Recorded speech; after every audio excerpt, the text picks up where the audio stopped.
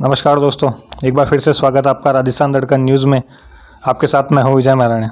आज हम मौजूद है ब्यावर का निकटतम गांव रामगढ़, जहां रामगढ़ बालाजी दरबार, जहां हमारे बीच मौजूद है श्री 1008 फतेहगिरी जी महाराज।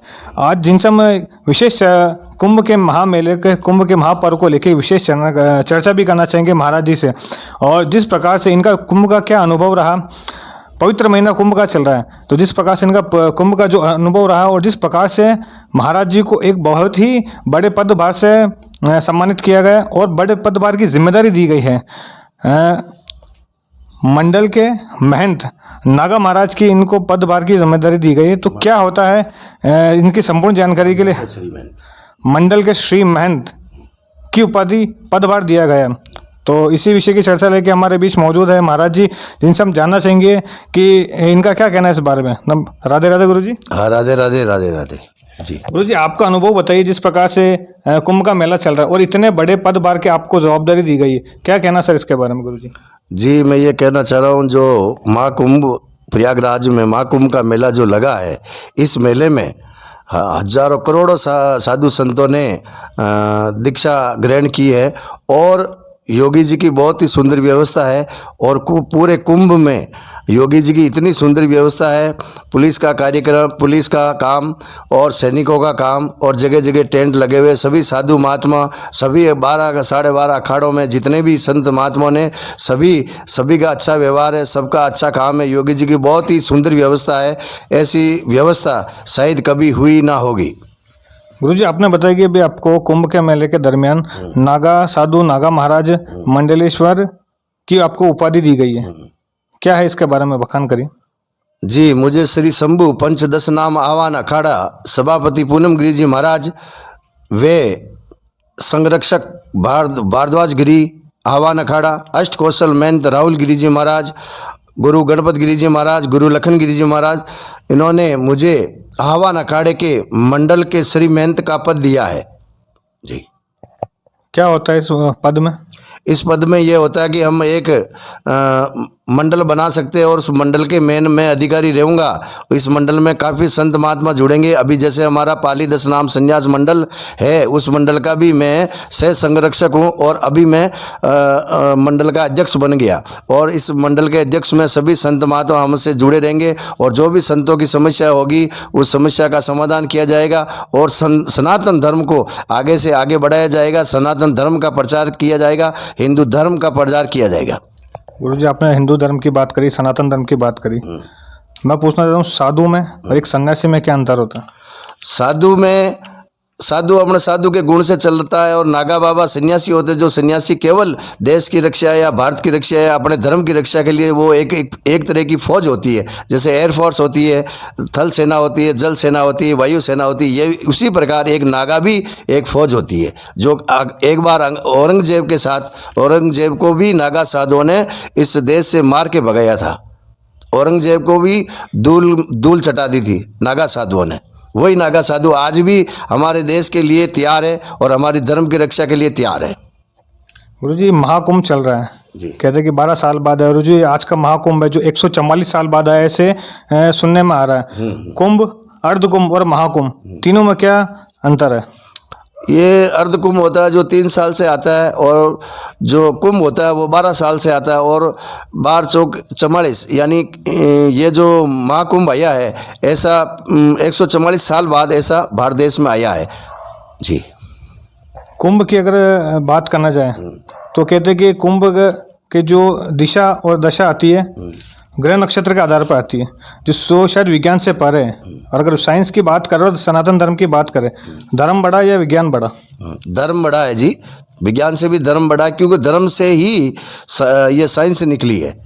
जो नवग्रह जो नवग्रह है वो एक ही दिशा में होने से यहाँ कुंभ का मेला लग रहा है। और जो नवग्रह अपनी अपनी दिशा में एक ही लाइन में आने से ये कुंभ का मेला लगा है। प्रयागराज में जो कुंभ का मेला भर रहा है वो स्वच्छ है, साफ है और बहुत सुंदर मेला भर रहा है। इसलिए प्रत्येक सनातनी को, वहाँ हिंदू धर्म वाले जितने भी लोग हैं, उनको उस कुंभ मेले में जाना चाहिए और कुंभ का आनंद लेना चाहिए। हम जाके आए, हमें बहुत ही आनंद मिला। बहुत ही स्वच्छ और साफ और सुंदर है और योगी जी की बड़ी उत्तम व्यवस्था है। जय हिंद, जय भारत।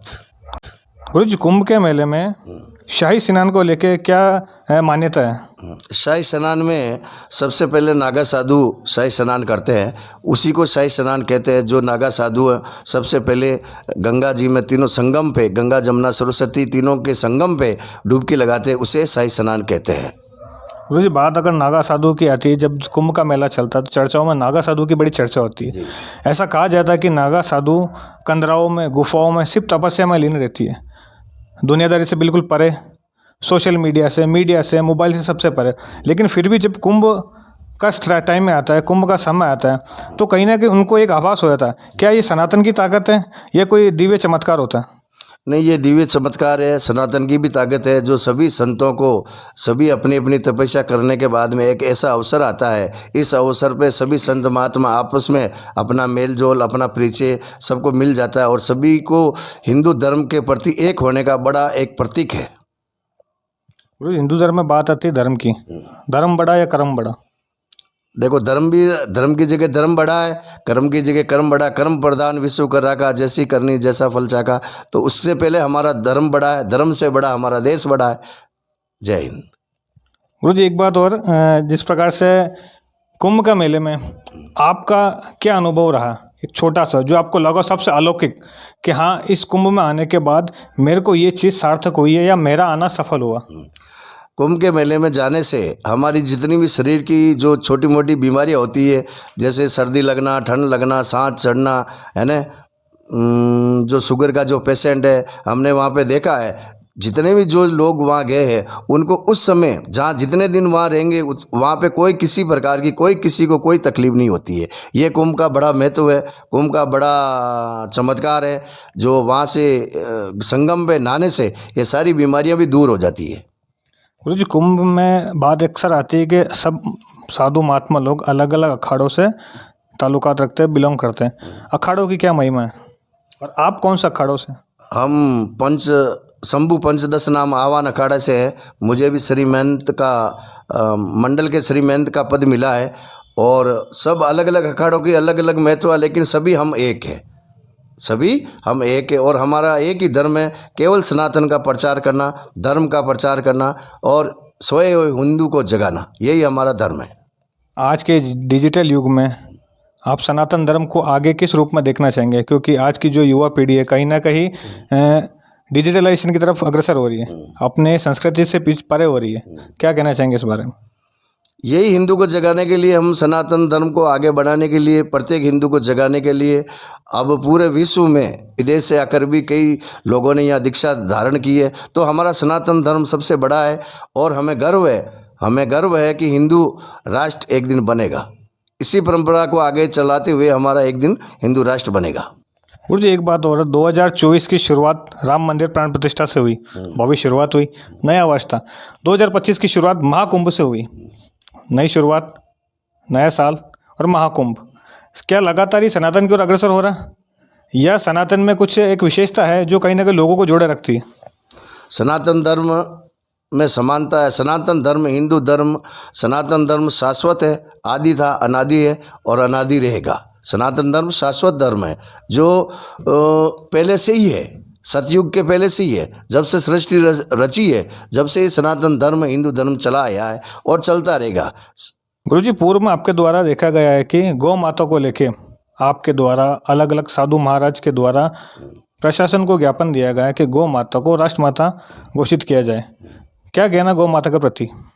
देखो, गौ माता के प्रति हम ये कहना चाहेंगे, गौ माता हमें दूध पिलाती है, हमें पालती है, पोषण करती, गौ हमारी माता है।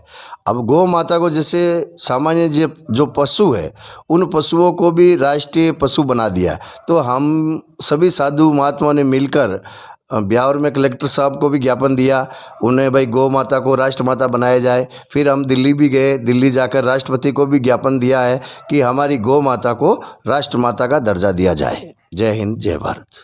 बहुत बहुत धन्यवाद हमारे साथ रहने के लिए। तो ये थे हमारे फतेहगिरी जी महाराज, जिनकी असीम अनुकंपा से लाखों श्रद्धालु यहाँ आते हैं अपनी दुख दुविधाएं दूर करने के लिए, एक श्रद्धा का भाव लेके, जो कहीं ना कहीं एक श्रद्धा का विषय को दर्शाता है। संवाददाता विजय मैराना के साथ राजस्थान दड़कन न्यूज़, ब्यावर।